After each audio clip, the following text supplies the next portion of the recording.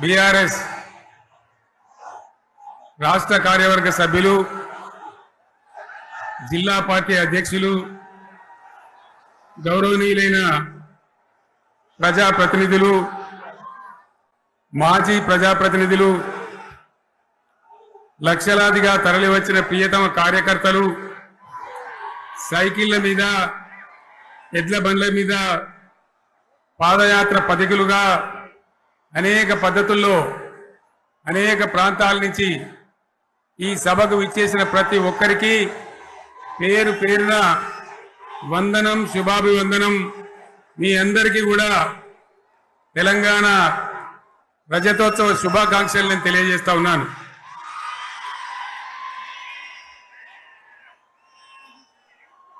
జననీ జన్మభూమిశ్చ స్వర్గాదపి గరీయస్. ఇది శ్రీరామచంద్రుడు లంక మీద యుద్ధం చేసి రావణ సంహారం చేసి అయోధ్యకు తిరిగి రావాలి అనేటువంటి ఆలోచనలో ఉన్నప్పుడు రాముల వారి సోదరుడు లక్ష్మణ్ సహా ఆయన వెంట ఉన్న చాలా మంది పెద్దలు లంక చాలా సువర్ణమయంగా ఉంది, అద్భుతంగా ఉంది, మనం ఇంకా అయోధ్యకు ఎందుకు, ఇక్కడి నుంచే పరిపాలన చేద్దామని అంటారు. దానికి శ్రీరామచంద్రుల వారు ఒప్పుకోలేదు. ఆయన చెప్పిన మాట ఏంటంటే, కన్న తల్లిని జన్మభూమిని మించినటువంటి స్వర్గం ఏది కూడా ఉండదు, కాబట్టి మనం అయోధ్యకే తరలిపోవాలని చెప్పి మళ్ళీ అందరిని తీసుకొని అయోధ్యకు రావడం జరిగింది. అదే స్ఫూర్తితోని చాలా గందరగోళ స్థితిలో ఉన్నటువంటి, దిక్కు తోతని స్థితిలో ఉన్నటువంటి, ఆత్మహత్యలకు ఆలవాలమైనటువంటి, వలసలకు నిలయమైనటువంటి ఒక ఘోరమైన ఆపదలో వలసవాదుల విషకవిగిలో చిక్కి నలిగిపోతున్న తెలంగాణ రాష్ట్రాన్ని ఎట్టి పరిస్థితుల్లో విముక్తి చేయాలని, స్వరాష్ట్రం సాధించాలని, జనని జన్మభూమిని మించిన వేరేది లేదని చెప్పి నేను ఒక్కడిగా బయలుదేరి ఆనాడు తెలంగాణ ఉద్యమానికి శ్రీకారం చుట్టడం జరిగింది. 25 ఏళ్ల క్రితం, దయచేసి మీరు గొడవ బంద్ చేయాలి ఏమనుకోవద్దు, సభలో చాలా మంది ఉన్నారు, లక్షల మంది ఉన్నారు, మీరు ఆపాలి ప్లీజ్. ఒకటే మాట బంద్ చేయాలి, గొడవ బంద్ చేయాలి, ప్లీజ్ స్టాప్. సో ఆ విధంగా 25 ఏళ్ల నాడు ఎగిరినటువంటి జెండా ఈ గులాబీ జెండా. చాలా మంది బంద్ చేయాలి, ఏ బాబు బంద్ చేయాలి బాబు. ఆ రకంగా ఎగిరిన జెండాను ఎందరో అవమానపరిచింది, ఎన్నో మాటలు అన్నారు, ఎగతాళి చేసిండ్రు, అవహేళన చేసిండ్రు, మకలో పుట్టింది ఉబ్బలో పోతుందని చెప్పిండ్రు. కానీ ఈ జెండా మీ అందరి సహకారంతో, అనేక మంది త్యాగాలతోని, వందలాది మంది ప్రాణ బలిదానాలు కూడా చేయడంతో, అనేక ఉద్యమాలతోని యావత్తు తెలంగాణనే ఒక అద్భుతమైనటువంటి ఉద్యమమై ఎగిసిపడి, ఒక సమయం ఎట్లా వచ్చింది, ఒక సమయంలో అంటే తెలంగాణ యావత్తు ఒక పక్కన నిల్చొని బరి గీసి బిడ్డ నా తెలంగాణ అక్కడ పెట్టు అని చెప్పి నిలబడ్డటువంటి సందర్భం మనందరం కూడా సృష్టించినాం. తద్వారా మన లక్ష్యం తెలంగాణ రాష్ట్రాన్ని సాధించుకున్నాం. ఆ తదనంతరం ప్రజలు దీవిస్తే 10 సంవత్సరాల పాటు అద్భుతమైనటువంటి దగదగలాడే తెలంగాణ తయారు చేసి అందరూ బిత్తరపోయే విధంగా, ఆశ్చర్యపడే విధంగా బ్రహ్మాండమైన తెలంగాణ నిర్మాణం చేసుకున్నాం. ఆ విధంగా 25 సంవత్సరాల సుదీర్ఘ చరిత్రను ఈరోజు ఈ వరంగల్ గడ్డ మీద మనం జరుపుకుంటా ఉన్నాం. రజతోత్సవ సందర్భంలో జరుపుకుంటా ఉన్నాం. చాలా మంది చాలా రకాల ప్రయత్నాలు చేసినారు. ఇక్కడ కూడా ఇప్పుడు కూడా బ్రహ్మాండమైనటువంటి ప్రయత్నాలు చేస్తూ ఉన్నారు. నేను ఒక్కటే మాట చెప్తా ఉన్నా, ఈ గడ్డకు ప్రత్యేకత ఉంది. ఇది రాణి రుద్రమ్మ ఏలిన వీరగడ్డ. సమ్మక్క సారక్కల పోరుగడ్డ, బమ్మెర పోతన కవితా మాధుర్యం పండించినటువంటి జీవగడ్డ ఈ వరంగల్ నేలకు నేను వందనం చేస్తా ఉన్నాను. మన అమరవీరులకు శిరస్సు వంచి నివాళులు అర్పిస్తా ఉన్నాను. 1969లో మూగబోయిన తెలంగాణ నినాదానికి తిరిగి జీవం పోసింది ఈ గులాబీ జెండా అని మీ అందరికీ నేను మనవి చేస్తా ఉన్నాను. ప్రజలు పరిపాలన అప్పగిస్తే విధ్వంసమైన తెలంగాణను వికాసం పథంలో నడిపించింది ఈ తెలంగాణ. దానికి కూడా ఈనాటి కరెక్ట్గా 25 ఏళ్ళు నిండుతా ఉన్నాయి. ఆనాడు కొండా లక్ష్మణ్ బాపూజీ గారు ఆశ్రయం ఇస్తే ఏప్రిల్ 27, 2001న జలదృశ్యంలో టిఆర్ఎస్ ఆవిర్భావం తెలంగాణ చరిత్రనే మలుపు తిప్పిన ఒక మహోజ్వల ఘట్టం. పదవుల కోసమో, కులం కోసమో, మతం కోసమో, వ్యక్తుల కోసమో పుట్టలేదు ఈ గులాబీ జెండా. ఇది తెలంగాణ రాష్ట్ర సాధన కోసం పుట్టింది. పదవి త్యాగాలతోనే మన తెలంగాణ ప్రస్థానం ప్రారంభమయ్యింది. అది ఫలించి మన స్వంత రాష్ట్ర కళ కూడా నెరవేరిందని నేను మనవి చేస్తా ఉన్నా. ఆనాటికి అలుముకున్నటువంటి చీకట్లను పారదోలడానికి, ప్రజల్లో విశ్వాసం కల్పించడానికి, ఆత్మవిశ్వాసాన్ని పెంపొందించడానికి నేను ఒక మాట చెప్పిన ఆ రోజు మీ అందరికీ కూడా గుర్తుండాలి. ఉద్యమం నుంచి వెనక్కి మరలితే, ఉద్యమ జెండాను దించితే నన్ను రాళ్లతో కొట్టి చంపండి అని చెప్పి నేను ఉద్యమాన్ని ప్రారంభించిన విషయం మీ అందరికీ కూడా తెలుసు. ఆ తదనంతరం జరిగినటువంటి స్థానిక పంచాయతీ ఎన్నికల్లో, ఆ తదనంతరం జరిగినటువంటి సిద్దిపేట ఉప ఎన్నికలో ప్రజలు బ్రహ్మాండంగా ప్రాణం పోసి ఊపిరిలిదితే అద్భుతంగా ఉద్యమం ముందుకు పురోగమించిన విషయం మనకు తెలుసు.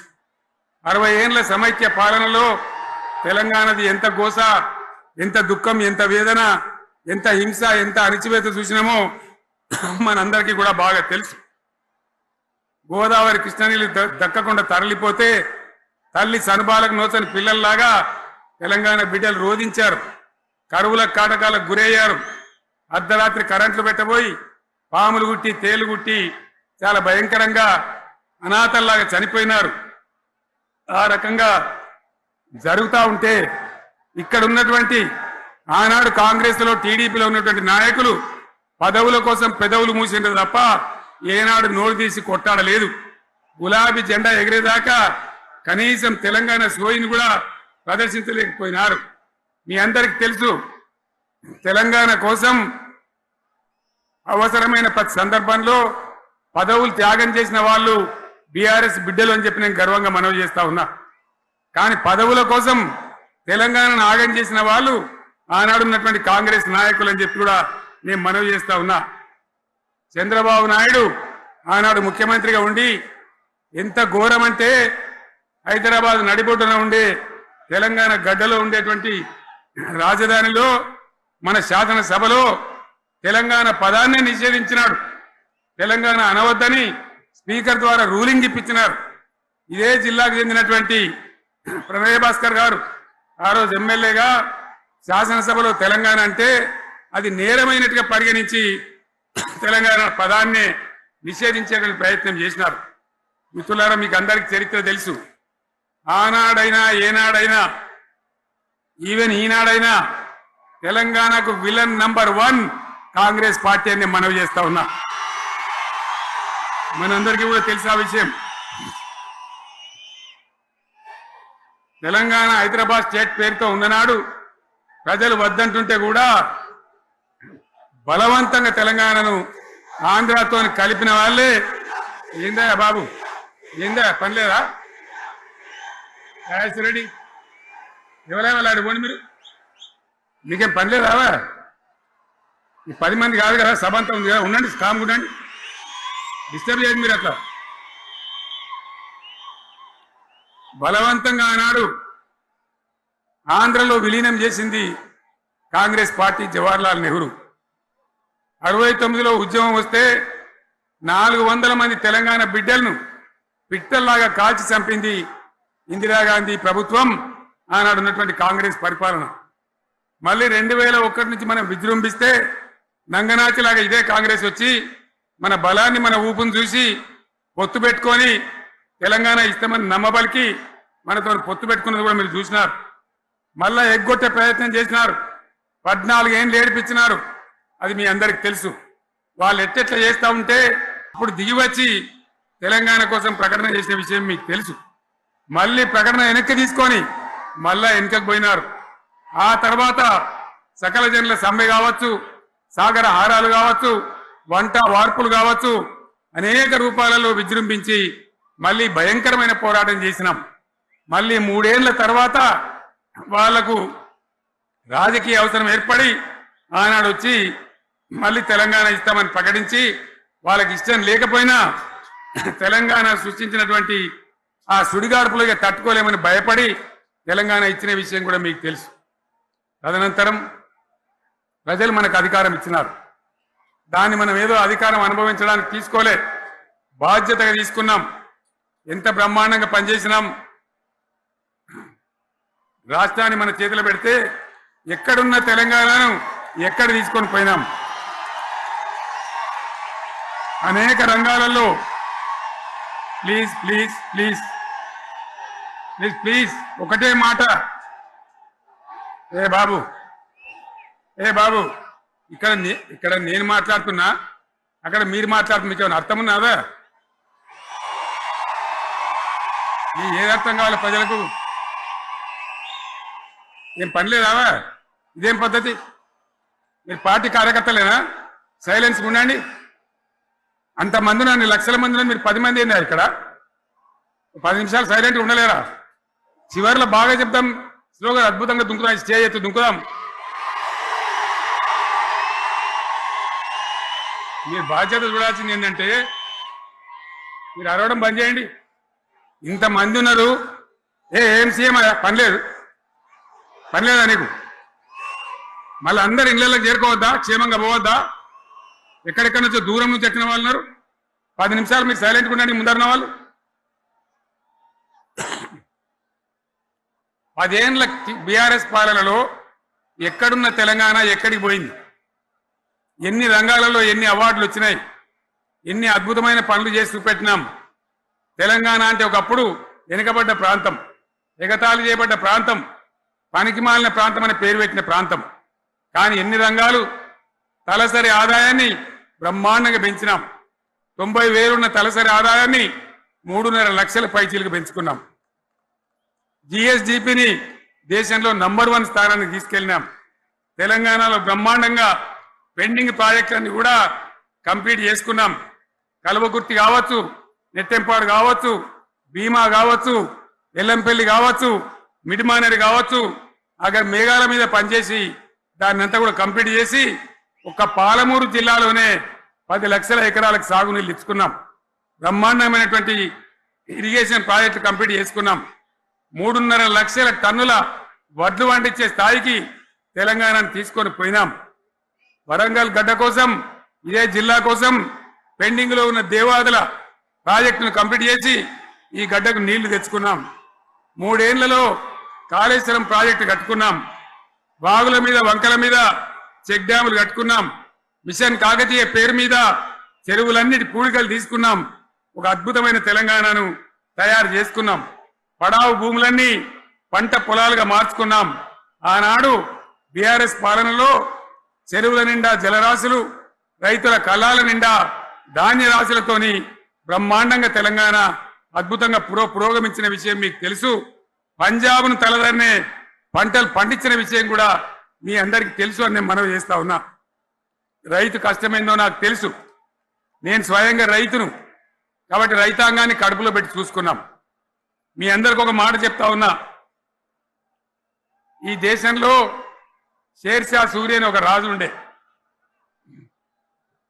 ఆయన కాలంలోనే రెవెన్యూ సంస్కరణలు తెచ్చినారు. నేను చెప్పే మాట మంచి వినాలి మీరు.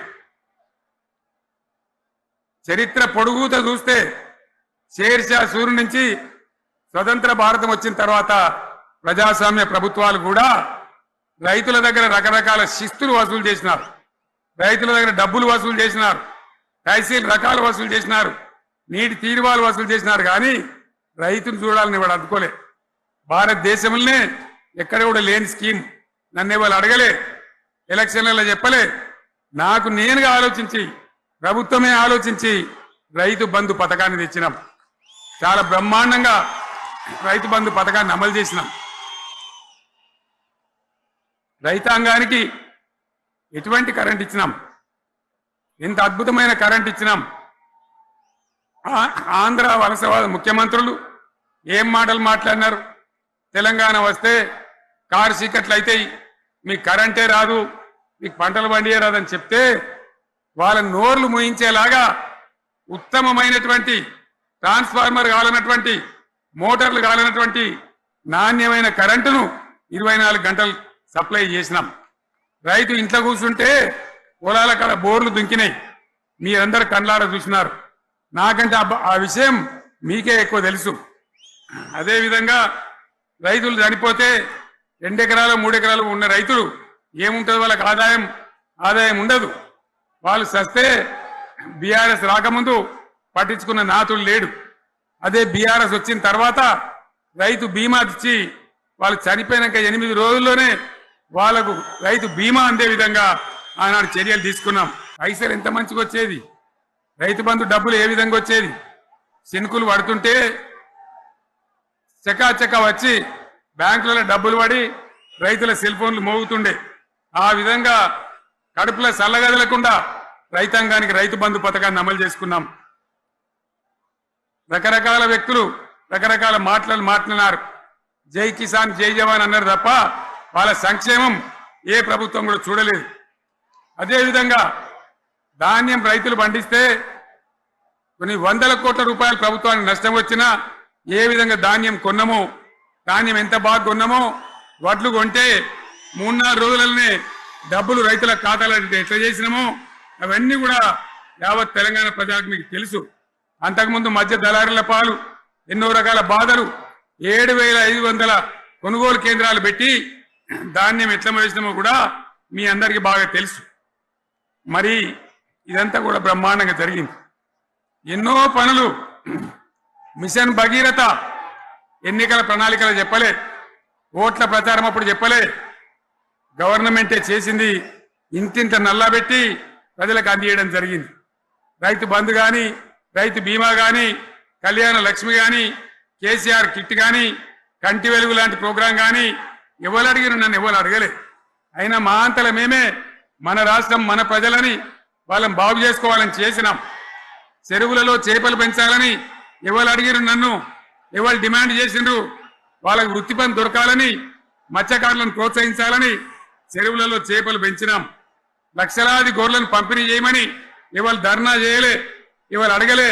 కానీ ప్రభుత్వమే తనంతట తానే బ్రహ్మాండంగా వాళ్ళకు చేయడం జరిగింది.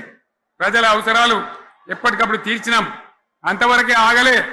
పారిశ్రామిక రంగం మీద దృష్టి పెట్టినాం, పెట్టుబడులు ఆకర్షించినాం. సుమారు 20 నుంచి 25 లక్షల మంది పిల్లలకు ఉద్యోగాలు ఇప్పించే ప్రయత్నం చేసినాం. 40 కోట్లు మాత్రం ఉన్న ఐటీ ఎగుమతులు 2.5 లక్షల కోట్లకు పెంచగలిగినాం. ఐటీ రంగంలో 7 లక్షల మందికి ఉద్యోగాలు కొత్తగా వచ్చినాయి. 1000కి పైగా గురుకులాలు పెట్టినాం. పేద ఇళ్ల విద్యార్థులకు ఉత్తమమైనటువంటి చదువును అందించినాం. తెలంగాణలో 3 మెడికల్ కాలేజీలు ఉంటే దాన్ని 33 మెడికల్ కాలేజీలు తీసుకొని పోయినాం. ఈ విధంగా అది ఒక్కటి మాత్రమే కాదు, బీఆర్ఎస్ టైంలో మత కల్లోలం లేదు, కర్ఫ్యూ లేదు, కల్లోలం లేదు. శాంతి భద్రతలన్నీ కూడా బ్రహ్మాండంగా కాపాడి ప్రతి ఒక్కరిని కూడా కాపాడే బాధ్యత తీసుకొని కడుపులో పెట్టుకొని చూసుకున్నాం. ఇవన్నీ కూడా నా డైలాగులు కాదు, నేను చెప్పే స్టోరీలు కాదు. ఇవన్నీ పార్లమెంట్ వేదికగా కేంద్ర ప్రభుత్వం అనేక సందర్భాల్లో వెల్లడించినటువంటి విషయాలు. Reserve bank of India, comptroller general of India వాళ్ళు వెల్లడించినటువంటి అధికారమైనటువంటి లెక్కలని చెప్పి కూడా నేను మీకు మనవి చేస్తా ఉన్నా. ఇవన్నీ జరిగినాయి. ఇప్పుడు నేను చెప్పిందంతా కూడా మీ కళ్ళ ముందరనే జరిగింది. మరి కాంగ్రెస్ వచ్చి ఏడాదిని అర్థమా, మరి ఏం మాయరోగం వచ్చే,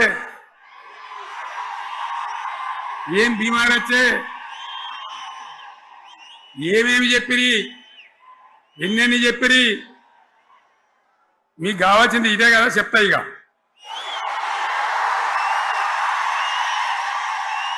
వాళ్ళ కథ చెప్పే ముందు మన కథ కూడా చెప్పాలి కదా. ఏమేం మాటలు మాట్లాడిండ్రు? అరే మళ్ళీ సీఎం పెట్టిరా భయ్, ఎక్కడికెళ్ళి మోపోయినరా మీరు? బుద్ధి లేదా? ఆగు,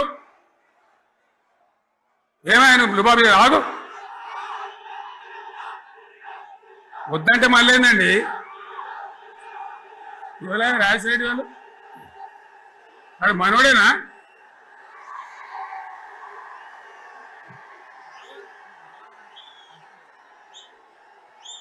ఇన్ని మాటలు చెప్పిరి, వరుస బట్టి గోల్మాల్ దింపుట్ల కాంగ్రెస్ ను మించిన వాళ్ళు లేడు, అబద్ధాలు చెప్పుట్ల కాంగ్రెస్ ను మించిన వాళ్ళు లేడు. ఎన్ని చెప్పిరి? ఇక్కడ ఉన్నోళ్ళు జాలరని ఉన్న గాంధీలు లేని గాంధీలు డూప్లికేట్ గాంధీలు అంతా ఢిల్లీకి వెళ్ళి కూడా దిగిరి, చప్పట్లు కొట్టి డాన్సులు చేసిన స్టేజీల మీద. ఒకటి చెప్పిండ్రా? ఏమిత్తాడా కేసీఆర్? రైతు బంధు 10,000 ఇస్తాడు, మేము 15 ఇస్తాం చెప్పిండ్రా? చెప్పిండ్రా లేదా? చెప్పిండ్రా? ఈచుడు ఇచ్చుడు కాదు, చెప్పిండ్రా? 10,000కు 15,000 ఇస్తామని అన్నారా? కేసీఆర్ పెన్షన్లు 2,000 ఇస్తాడు, మేము 4,000 ఇస్తాం చెప్పిండ్రా? ఇంకేం చెప్పిండ్రు? కేసీఆర్ ఇంట్లో ఇద్దరుంటే ఒకరికే ఇస్తాడు, మేము ముసలోనికి ఇద్దరికి ఇస్తాం చెప్పిండ్రా? చెప్పిండ్రా లేదా? అన్న మీరు మధ్యలో వాళ్ళు చెప్తలేరు, చెప్పిండ్రా? ఇవన్నీ కాంగ్రెస్ వాళ్ళు చెప్పిండ్రా? చెప్పిన వాళ్ళు ఒకసారి శైలి పట్టరు దయచేసి.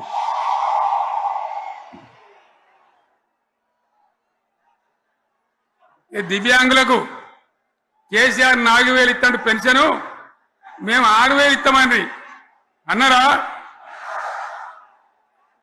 ఇక చదువుకునే ఆడిపోరగాళ్ళకు స్కూటీలు కొనిస్తామండి, కొనిచ్చారా? అన్నారైతే అన్నారు కదా. విద్యార్థులకేమో విద్యా కార్డు ఇస్తామండి, 5 లక్షల గ్యారంటీ కార్డు, బ్యాంక్ కార్డు ఇస్తామండి. ఇట్లా ఎన్ని మాటలు చెప్పారు? ఇక ఉరుకురి ఒకరినుకోడు ఉరుకురి 2 లక్షల లోన్ తెచ్చుకొని డిసెంబర్ 9 నాడే కథం, ఒక కలంపోడుతోనే కథం అన్నరా? అన్నరా? మరి చేసిండ్రా? చెయ్యలే. ఇక వడ్లు కొంటే వడ్లు కాదు, ఆనాడు మనమే కొనుగోలు కేంద్రాలు పెట్టి కనీసం మద్దతు ధర వచ్చేటట్టుగా, మొలకొచ్చినా తడిసిపోయినా రంగు మారినా రైతులు కాబట్టి, మన బిడ్డలు కాబట్టి, గవర్నమెంట్కు 500 కోట్లు నష్టం వచ్చినా సరే మొత్తం కొనురు అని చెప్పినా కొనిపించిన. బాధ కాలే. వాళ్ళు ఏం చెప్పిండ్రు? పబ్లిక్ను బోల్తా కొట్టేయడానికి మేము క్వింటాల్కి 500 బోనస్ ఇస్తాం, మక్కలకి ఇస్తాం, వడ్లకి ఇస్తాం, ప్రతి పంటకి ఇస్తాం చెప్పిండ్రా? ఇటువంటివి చెప్పుడే కాదు, వీటితోని ఇంకొక 420 హామీలు చెప్పిండ్రు. వాళ్ళ నోటికి మొక్కాలే. కళ్యాణ లక్ష్మి కేసీఆర్ 1,00,000 రూపాయలు ఇస్తాడు, మేము వస్తే తులం బంగారం కూడా కల్పిస్తామండి అన్నారా? ఏమన్నా నత్తందా?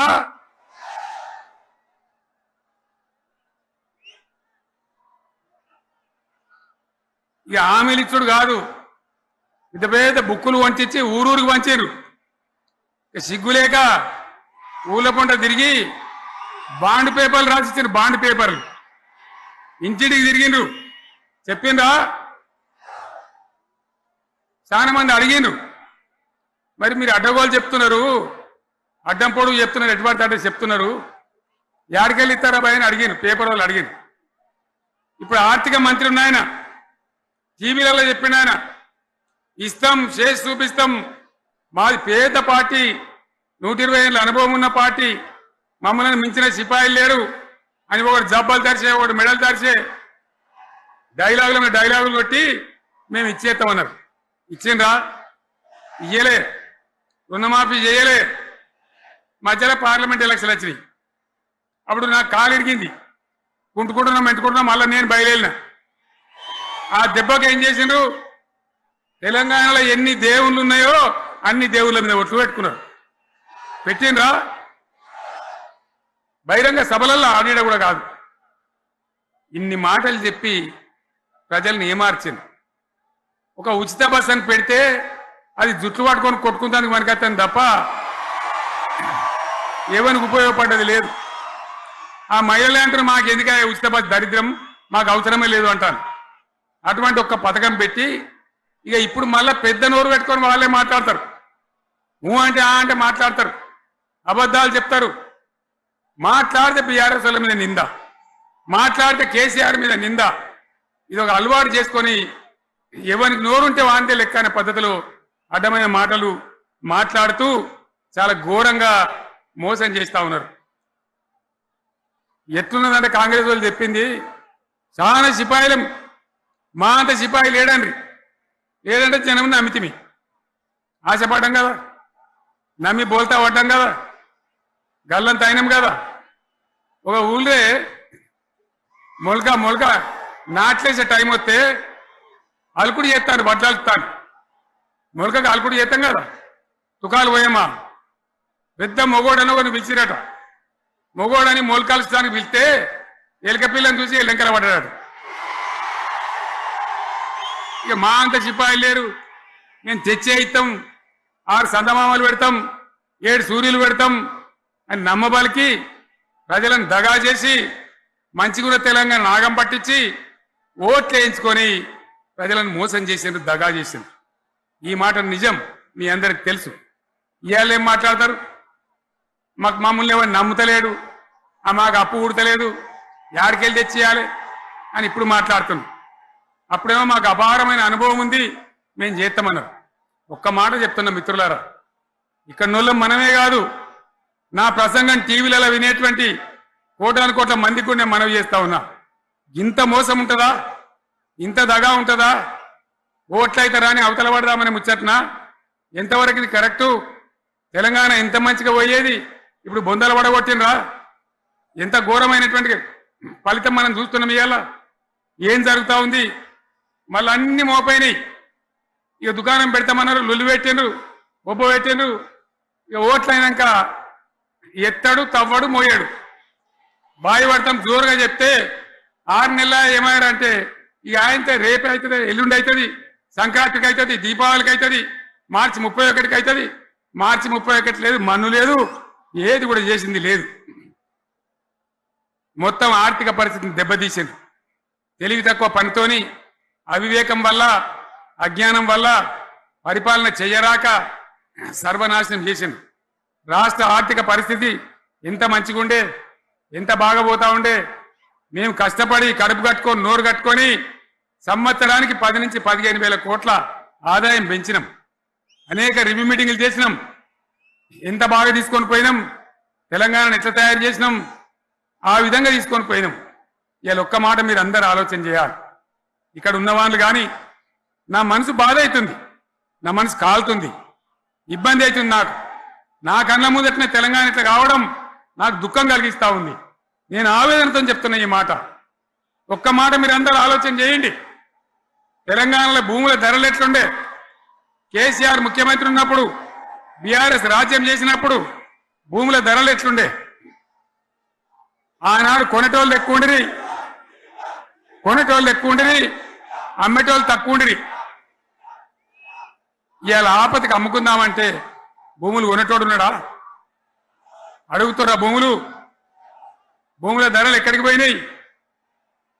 ఎవరికన్నా 5 ఎకరాలు డాంబర్ రోడ్డు పక్కకుంటే నేను 5 కోట్ల మనిషిని, నేను కోటీశ్వరుని ధైర్యంలో రైతులు ఉండరు. ఇవాళ అడిగేటోడు ఉన్నాడా? ఉన్నదా? ఒక్కటే ఏడాదిలో గింత గల్లంత అవుతుందా? కేసీఆర్ పక్కకు పోగానే ఇంత ఆగమవుతుందా? ఇంకో మాట నేను అడుగుతా ఉన్నా. కరెంటును 35 ఏళ్ళు బాధపడ్డాం. నా బావి కాడ కూడా మోటార్లు కాలిని. బీఆర్ఎస్ వచ్చినాక, నేను ముఖ్యమంత్రి అయినాక ఒక్కటే ఏడాది బావులా దాన్ని చక్కగా చేసి 24 గంటల కరెంటు ఇయ్యలే, నడవలే. రెప్పపాటు కూడా కరెంటు పోకుండా 24 గంటల కరెంటు తేలేదా? మరి మా అంత సిపాయి లేరంటే కేసీఆర్ మంచిగా ఇచ్చిన కరెంటు మీకెందుకు ఇయ్యే శాతం అయితే లేదు అని చెప్పి నేను అడుగుతా ఉన్నా. తెలంగాణ ప్రజల పక్షాన్ని అడుగుతా ఉన్నా. ఎందుకు ఇలా ప్రజల గోస ఉంచుకుంటా ఉన్నారు? మళ్ళా మోటార్లు కాలుతున్నాయి, ట్రాన్స్ఫార్మర్లు కాలుతున్నాయి, లంచాలు పెరుగుతున్నాయి. అది శాతం అయితే లేదా? మళ్ళీ ఇలా తెలంగాణ పోవన్నా మోటార్ పెట్టడానికి? ఏం దౌర్భాగ్యం ఇది! ఎటువంటి శని నెత్తి మీద పెట్టుకున్నాం మనం. మీరందరూ ఆలోచన చేయాలి. భూముల ధరలు పోయినాయి, కరెంట్ ఎక్కడ ఎవడెత్తుకపోయా? మిషన్ భగీరథ అసెంబ్లీలో నిలబడి ఛాలెంజ్ చేసిన నేను. 5 ఏళ్ల లోపల ప్రతి ఇంట్లో నల్లా పెట్టి నీళ్ళేయకపోతే మళ్ళా ఎలక్షన్ల పార్టీ మేము నిలవడం, ఓట్లు అడగము అని చెప్పిన నేను. ఎవరు చెప్పాలి? దమ్మున్నోడే చెప్పాలి. చేసి చూపించినాం, నడిపించినాం. ప్రతి ఇంట్లో నల్లా పెట్టినాం. కృష్ణా గోదావరి నీళ్లు తెచ్చి ప్రతి ఇంటి ముందర దుంకిచ్చినాం. అది మీరందరూ దానికి సాక్ష్యం. ఇలాగా మంచినీళ్లు కట్నే ఇల్లు పెట్టినపోయి ఉన్న పథకం కేసీఆర్ హయాంలోనే అయిపోయింది. ఇంకా మంచినీళ్ళు కూడా ఇయ్యే శాతం అయితే లేదా? మేము ఇంత సిపాయిలం అంత సిపాయిలం అని ఎగిరెగిరి దుంకితే మాట్లాడితే మంచినీళ్ళు ఇచ్చే కూడా శాతం అయితే లేదా? మంచినీళ్ళు పోతాయి, కరెంటు పోతుంది, వడ్లు కొనే దిక్కు లేదు. వడ్లు కొంటాను రా, కళ్ళాల కాడ 15 రోజులు వడ్లు కొనే దిక్కు లేదు, అడిగే దిక్కు లేదు. సర్కారు కొనకపోతే దిక్కుమాలి దేవుడా అని ప్రైవేట్ మిల్లర్లకు అమ్ముకుంటున్నాం. మళ్ళీ అక్కడ దళారీలు, అక్కడ దోపిడీ, మళ్ళా రైతాంగం దోపిడీకి గురవుతున్నది. మళ్ళా 2014 కంటే ముందటి పరిస్థితులు వస్తూ ఉన్నాయి. ఆ విధంగా ఎందుకు జరుగుతూ ఉంది? ఇది ఎవరి అసమర్థత? కాంగ్రెస్ ప్రభుత్వం యొక్క అసమర్థత కాదా? ఈ కాంగ్రెస్ కాటేయడం కాదా? నేను ఒక్కటే మాట మిమ్మల్ని కోరుతా ఉన్నా, ప్రజలకు నేను అడుగుతా ఉన్నా. పేదలు గుడిసెలు వేసుకుంటారు, ప్రభుత్వ జాగాలలో పాపం తెలిసి తెలియక కొన్ని వేసుకుంటారు. బీఆర్ఎస్ గవర్నమెంట్లో హైదరాబాద్తో సహా, వరంగల్తో సహా అనేక పట్టణాలలో, అనేక ప్రాంతాలలో రాష్ట్ర వ్యాప్తంగా లక్షలాది మందికి మేము పట్టాలు ఇచ్చినాం. బుల్డోజర్లు పెట్టి, జేసీబీలు పెట్టి మేము చెరువులలో పూడికెళ్ళి తీస్తే వీళ్ళేమో హైడ్రా అని మన బొందా అని పెట్టి పేదల ఇండ్లు కూడా కొడతా ఉన్నారు. ఆనాడు చెరువు పూడికెళ్ళి తీసిన బుల్డోజర్లు ఇలా పేదల ఇండ్లు కూడా కొడతా ఉన్నాయి. ఇవన్నీ మనం చూస్తూ ఉన్నాం. చూసి మౌనంగా ఉందామా, కొట్లాడదామా, ఏం చేద్దాం అనేది మనం ఆలోచించే సమయం వచ్చింది. దేశాన్ని నంబర్ 1 స్థాయిలో నిలబెడితే ఇవాళ 14వ స్థాయికి 15వ స్థాయికి తీసుకొని పోయినారు. నా కళ్ళ ముందన్న గిట్ల జరుగుతుంది, ఇంత మాయల్యమే అవుతుంది, ఇంత మోసం చేస్తారని నేను కూడా అనుకోలే. ఇలా చాలా బాధ కలుగుతా ఉంది, చాలా దుఃఖం కలుగుతా ఉంది. ఇంకా ముందరికి పోవాల్సిన తెలంగాణ ఇలా వెనుకకి అయిపోతున్నా ఉన్నది. మళ్ళా ఎవరు దీనికి కారణం? ఈ దుర్మార్గులు కాదా? నిలబెట్టి ఖచ్చితంగా అడగాల్సిన అవసరం ప్రజలకు లేదా? అడగాలి. ఎందుకోసం? టైం ఇవ్వాలని మేము కూడా టైం ఇచ్చినాం. ఏమంటారు? మీకేసినట్టు మాకేసిన ఓట్లు, మాకు ఏడాదైనా టైం ఇయ్యరా? ఏడాది అర్థమైన టైం ఇయ్యరా? మీకు కన్నేరుగా అని అంటారు. కాబట్టి నేను నోరు తెరవలే, బయటికి రాలే.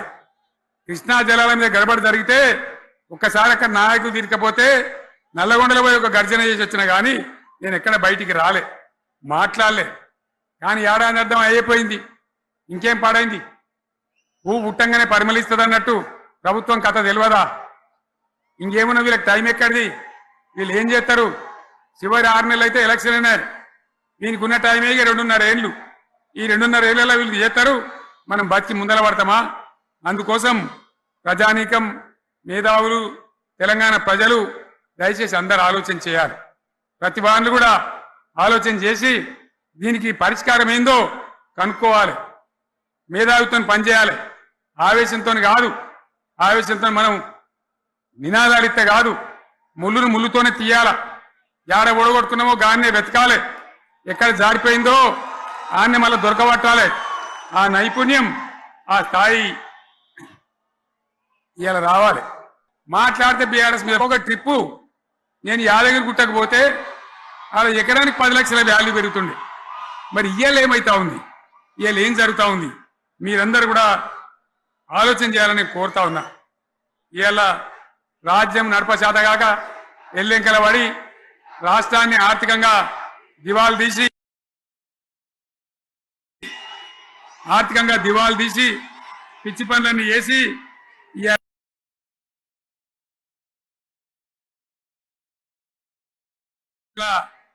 అడ్డం పొడుగు మాట్లాడుతూ ఉన్నారు. అన్ని రంగాలలో ఫెయిల్ అయిపోయింది. ఏ ఒక్క ఈ హుస్నాబాద్ ఇప్పుడు నేను రాగా చూసుకుంటూ వచ్చిన ఆనాడు కష్టపడి ఈ హరీష్ రావు ఇరిగేషన్ మంత్రిగా ఉన్నప్పుడు ఇలా గౌరెల్లి ప్రాజెక్టు కట్టినాం. 90% పూర్తయింది. గౌరెల్లి ఇరిగేషన్ ప్రాజెక్టు ప్రజలకు సంజాయించి భూములు తీసుకొని ఆనాడు తిరిగి 90% పూర్తి చేసినాం. ఏడాది అర్థమైతే కట్టడి మన్ను తీస్తాన్రా పాలమూరు పథకం 80% కంప్లీట్ అయింది. ఎందుకు దాన్ని పెండింగ్ లో పెడుతున్నారు? ఎందుకు దాన్ని పూర్తి చేస్తలేరు? ఈ విధంగా చిన్న మాట, చాలా చిన్న మాట. కేసీఆర్ కిట్టు పెట్టినాం, లక్షాధికారుల కోసం పెట్టినాం, కోటీశ్వర్ల కోసం పెట్టినాం. ఎవరి కోసం పెట్టినాం కేసీఆర్ కిట్టు? పేద ప్రజల కోసం, గ్రామీణ ప్రాంతాల్లో ఉండేటువంటి పేద ప్రజల కోసం పెట్టినాం. ఆడపిల్లగానే 13,000 ఇచ్చినాం, మగపిల్లగానికైతే 12,000 రూపాయలు ఇచ్చినాం. ఆ వాహనాలు పెట్టి, అమ్మఒడి వాహనాలు పెట్టి వాళ్ళని తీసుకెళ్లి ప్రసవాలు చేయించి వాళ్ళకి మందులు ఇచ్చి ఫ్రీగా ఉచితంగా చేసి బ్రహ్మాండంగా ప్రసవం చేయించి మళ్ళీ ఇంటికాడ తెచ్చి దించినాం. గది బంద్ చేస్తారా ఎవరన్నా? ఎందుకు బంద్ చేయాలి? ముఖ్యమంత్రులుగా పనిచేసే వాళ్ళకు గాంభీర్యం ఉండాలి, ధైర్యం ఉండాలి. రాజశేఖర్ రెడ్డి అనే ముఖ్యమంత్రి ఉండే, నేను చెప్తా ఉన్నా మీ ముందు ఇయ్యాల. ఆయన ఆరోగ్యశ్రీ అని ఒక పథకం తెచ్చిండు. నేను ముఖ్యమంత్రి అయిన తర్వాత అడిగిన, హెల్త్ డిపార్ట్మెంట్ని పిలిచి అడిగిన, ఇదేం పథకమయ్యా బాగుందా అంటే, సార్ మంచిగుంది, ప్రజలకు లాభం అవుతుందని చెప్పింది. నేను చెప్పిన ఆ పథకాన్ని అట్లే పెట్టండి, ఆ పథకాన్ని మార్చకండి, ఆ పథకం అట్లే ఉండాలని చెప్పిన.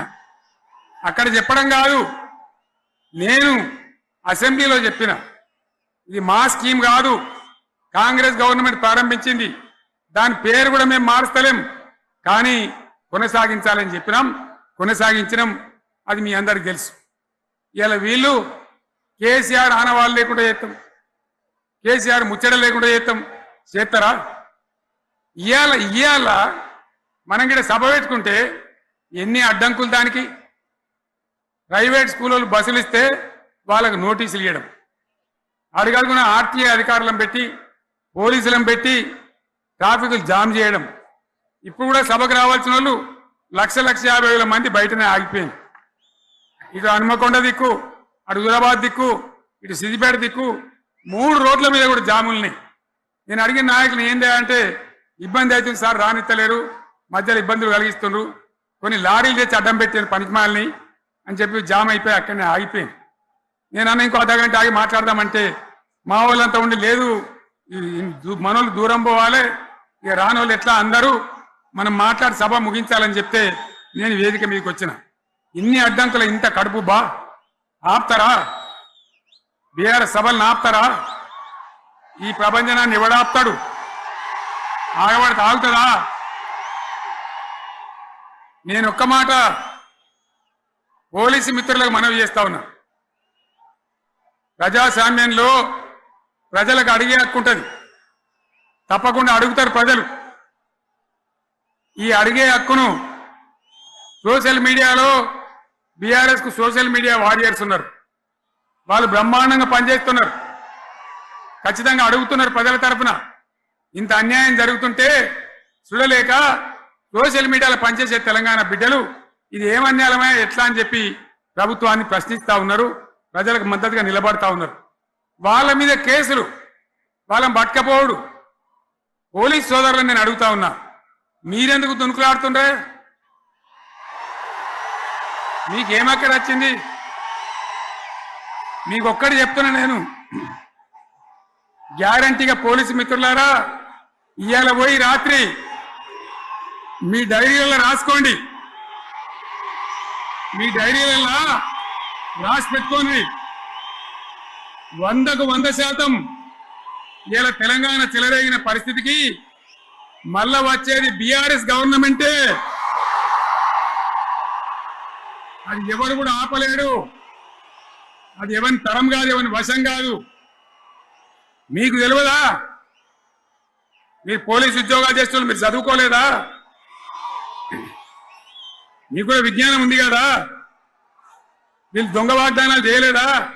ప్రజలను మోసం చేయలేదా? ప్రజాస్వామ్యంలో ప్రజలకు అడిగే హక్కు లేదా? మీరెందుకు కేసులు పెడుతున్నారు? నాకు అర్థం కాదు. మీరెందుకు దునుకులాడుతున్నారు? మీరెందుకు బలైతారు? రేపు మీకు రాజకీయాలు ఎందుకు? మీ డ్యూటీ మీరు చేయండి. మేము బీఆర్ఎస్ ఎప్పుడు శాసనాన్ని ఉల్లంఘించం, చట్టాలను ఉల్లంఘించం. అయినా నేను ఒక్క మాట మళ్ళా చెప్తా ఉన్నా, మీకు ఆల్రెడీ చెప్తా ఉన్నారు పార్టీ నుంచి, ఎక్కడ ఎవరిని మీ మీద అన్యాయం కేసులు పెట్టినా మన టీఆర్ఎస్ లీగల్ సెల్ వీరులు ఉన్నారు, మీరు భయపడే అవసరం లేదు. న్యాయస్థానాలని అక్కడ పోరాటం చేద్దాం. మీకు అండగా కేసీఆర్ ఉంటాడు, బీఆర్ఎస్ ఉంటుంది, అందరం ఉంటాం. ఇక ఈడికెళ్ళి నేను కూడా ఊకోను, నేను బయలుదేరతా. యాన్ దాకైనా మంచిదే. ఎవరెవరి సంగతి ఏందో, ఎవరైనా లెక్కేందో అన్ని కూడా లెక్కలు తీద్దామని మనవి చేస్తా ఉన్నా.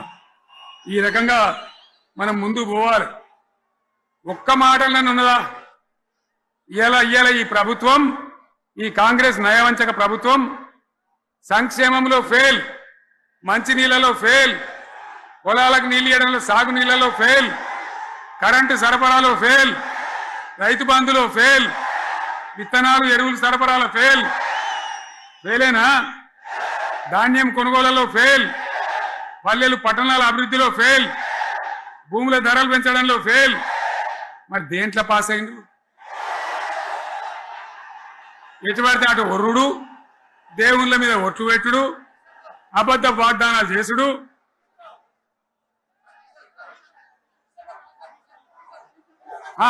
కమిషన్ అట 20-30% కమిషన్లు తీసుకున్నాడు, సంచులు నింపుడు, సంచులు మోసుడు. అంతేనా? కరెక్టేనా ఈ మాట? అన్నా కరెక్టేనా? నేను చెప్పి అన్ని ఫెయిల్ అయిందా ఈ ప్రభుత్వం? నిజమైతే ఒకసారి చేతులు లేవటరు, దయచేసి స్టేజ్ మీద లేవటరా. ఫెయిలేనా? ఈ మాట 20%-30% కమిషన్లని నేను అంటలేను. ఎవరన్నారు? స్వయంగా ఆర్థిక మంత్రి ఛాంబర్కు పోయి 200 మంది కాంట్రాక్టర్లు వాళ్ళు లొల్లిపెట్టి మమ్మల్ని 20-30% కమిషన్ అడుగుతుండ్రు, ఇది ఏమన్యాయమని చెప్పి సెక్రటేరియట్లో చెప్పిన మాట నేను చెప్తా ఉన్నా. ఈ విధంగా మాజీ సర్పంచులు పాపం వాళ్ళు పనిచేసిన మా బిల్లులు ఇవ్వమనంటే వాళ్ళ గోస ఉంచుకుంటా ఉన్నారు. వాళ్ళేం పాపం చేసిండ్రు? ఈ విధంగా ఘోరం. ఇంకా ఈ అందానికి ఏం మాట్లాడతారు? కేసీఆర్ నువ్వు రా అసెంబ్లీకి, ఏ నీ కాయగూరు కూడా ముచ్చట్లు తింటానికా? పిల్లలు అడిగితేనే మీరు జవాబు చెప్తలేరు, ఉన్నది నిలబెడితే ఆ ఆర్థిక మంత్రి అసెంబ్లీలో లేచి 20% కమిషన్ తీసుకుంటాను కేటీఆర్ మాట్లాడితే ఆయన లేచి భుజాలు తడుముకుంటాడు. నీకెందుకయ్యా బాధ? నువ్వు తీసుకుంటేనే నీకు బాధ ఉండాలి కదా. లేచి పేదలు ఉల్లి పెడతా ఉన్నాడు ఆయన అసెంబ్లీలో. ఈ విధంగా చాలా గందరగోళంగా, అవివేకంతో, అజ్ఞానంతో చాలా ఘోరం చేసి అడ్డమైన మాటలని చెప్పింది. దాంతో మనం కూడా గోల్మాలైపోయినాం. తీర్థం పోదాం తిమ్మక్క అంటే వాడు గుల్లే, మనం సల్లే. ఆ గతికి తెచ్చింది ఇలా ప్రజల గతి. మరి మనం కూడా, ప్రజలు కూడా ఆలోచన చేయాలి. ఆవేశం కాదు. గాడిదలకు గడ్డేసి బలరకు పాల్పడితే వస్తాయా? మరి ఇప్పుడు ఏం చేయాలో ఆలోచించాలి. ఓ తమ్ముడు అన్నాడు హైదరాబాద్లో, ఆయన ఇల్లు కూడా కొడితే, కేసీఆర్ అన్నా యాడున్నావు, నువ్వు రావాలి, కత్తి వాన్ చేతిలో పడితే యుద్ధం నన్ను చేయమని పడుతుంది. అంతేనా? ఇది కూడా విచారించాలి ప్రజలు. మీకు అర్థం కావాలని నేను చెప్తా ఉన్నా. అందుకే ఓడగొట్టుకున్న కాన్నే వెతుక్కోవాలి. మీ వెంట బీఆర్ఎస్ ఉంటుంది, మీ వెంట కేసీఆర్ ఉంటాడు. 100% మళ్ళా తెలంగాణ విజయం సాధించాలి, గులాబీ జెండా ఎగిరేయాలి, అద్భుతమైన తెలంగాణను మళ్ళా సాధించాలి. ఇక బీజేపీ కథ 11 ఏళ్ళ రాజ్యం చేయబట్టి తెలంగాణకు 11 రూపాయలు ఇచ్చిండ్రా? వాటిదే బబ్రాజమానం భజగోవిందం, శుష్క ప్రియాలు, శూన్యాస్తాలు తప్ప ఏమి ఇయ్యలే. 157 కాలేజీలు పెడితే మెడికల్ కాలేజీలు ఒక్కటన్నా తెలంగాణకి ఇచ్చిండ్రా? ఒక ప్రాజెక్ట్ కన్నా జాతీయ హోదా ఇచ్చిండ్రా? ఇక కాంగ్రెస్ వాడు ఇట్లా అంటే బీజేపీ వాడు అట్లా. ఏది లేదు. ఉల్టా మనయే ఖమ్మంలో 7 మండలాలు గుంజుకున్నారు, సీలేరు ప్రాజెక్టు గుంజుకున్నారు. నరేంద్ర మోడీ మాట్లాడతాడు, ఏం మాట్లాడతాడు? తెలంగాణ వచ్చిందిరా అని తెలంగాణలో సంతోషపడితే తల్లిని చంపి బిడ్డను బతికించిండ్రు అంటాడు. ఎన్నోసార్లు అంటాడు, ఒక్కసారి కాదు. ఈ విధంగా అది కూడా మనం అనిపించేది కాదు. ఈ సందర్భంలో ఒక మాట బీజేపీ అంటే నాకు జ్ఞాపకం వచ్చింది. ఇవాళ కేంద్ర ప్రభుత్వం కగార్ అనే ఆపరేషన్ పేరు మీద ఛత్తీస్గఢ్లో యువకులను గిరిజనులను ఊచకోత పోతా ఉన్నారు. అది ధర్మం కాదు. వీళ్ళు ఏమవుతున్నది, నక్సలైట్లు ప్రతిపాదన పెడుతున్నారు. మేం ప్రభుత్వం దగ్గరకు వచ్చి చర్చలు చేయడానికి సిద్ధంగా ఉన్నాము అంటున్నారు. నేను కోరుతా ఉన్న కేంద్ర ప్రభుత్వాన్ని, బలమున్నది కదా అని చంపుకుంటా పోవుడు కాదు, అది ప్రజాస్వామ్యం కాదు.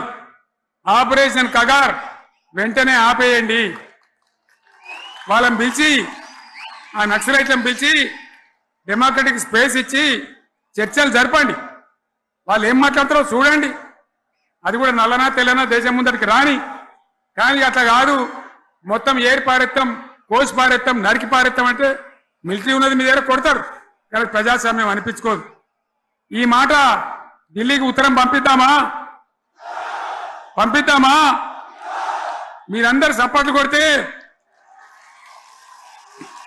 తీర్మానంగా భావించి దాన్ని కేంద్రానికి పంపిద్దాం. ఈ సందర్భంలో ఈ రజతోత్సవ వేళ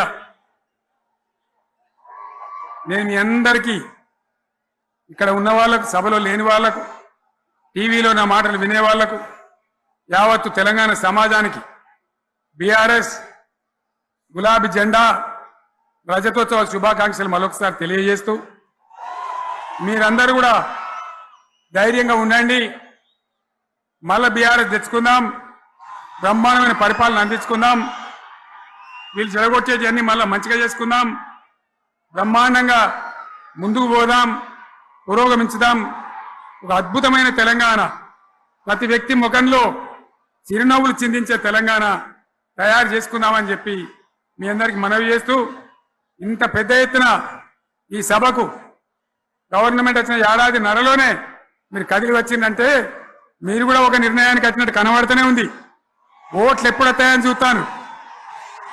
నేను ఇంకో మాట చెప్పాలి, ముఖ్యమైన మాట ఏంటంటే, వీళ్ళు అక్కడిక్కడ ఎందుకైనా వీళ్ళు వచ్చిండ్రు ఫోటోల కోసం.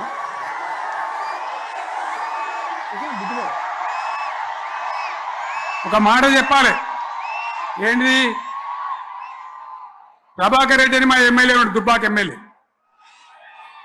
ఆయనతో ఎవరు హైదరాబాద్లో మాట్లాడితే, అన్న ఇంకా 3 ఏళ్ళు భరించాలని గవర్నమెంట్ అని మాట్లాడింది. ఆయన మాట చెప్పిండు విలేకరులు.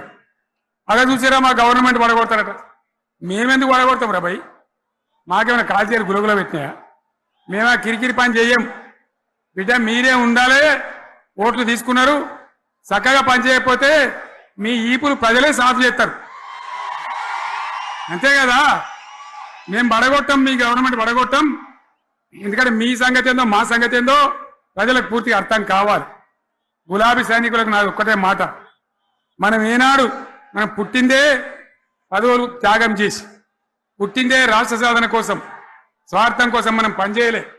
మీ అందరి నాయకులను, కార్యకర్తలను నేను కోరేది ఒకటే, తెలంగాణ సమాజం అద్భుతంగా పురోగమించేదాకా మనం పనిచేస్తూనే ఉండాలి. గవర్నమెంట్లో ఉన్నా, ప్రతిపక్షంలో ఉన్నా ప్రజల పక్షాన ఉండాలి, ప్రజలకు అండగా ఉండాలి, ప్రజల సమస్యల మీద పోరాటం చేయాలి, వాళ్ళకు అండదండలుగా ఉంటూ పురోగమించాలి. అదే మన కర్తవ్యం. అందులోనే మనకు అన్ని పదవులు వస్తాయి. అది పెద్ద ఇష్యూ కాదు. ఎన్ని వేల మంది మనోళ్ళు ఎంత బ్రహ్మాండంగా ముందుకొచ్చారు. కాబట్టి మీరందరూ కూడా ఆ విధంగా రావాలి. లాస్ట్ మాట, ఈ సభ నిర్వహించినటువంటి మిత్రులు పోచంపల్లి శ్రీనివాసరెడ్డి గారికి, వినయ్ భాస్కర్ గారికి, పెద్ది సుదర్శన్ రెడ్డి గారికి, రవీంద్రరావు ఎమ్మెల్సీ గారికి, వారికి నేను ధన్యవాదాలు చెప్తా ఉన్నా. ఇక్కడ భూములు ఇచ్చి బ్రహ్మాండంగా ఆదరించిన ఈ ఎల్కతుర్తి చుట్టుపక్కల గ్రామాల ప్రజలకు కూడా, రైతులకు కూడా నేను ధన్యవాదాలు తెలియజేస్తా ఉన్నా. ఈ రజతోత్సవ శుభాకాంక్షలు మీ అందరికీ మరొకసారి తెలియజేస్తూ నేను మీరు సెలవు తీసుకుంటా ఉన్నా. జై తెలంగాణ, జై తెలంగాణ, జై తెలంగాణ. ధన్యవాదాలు.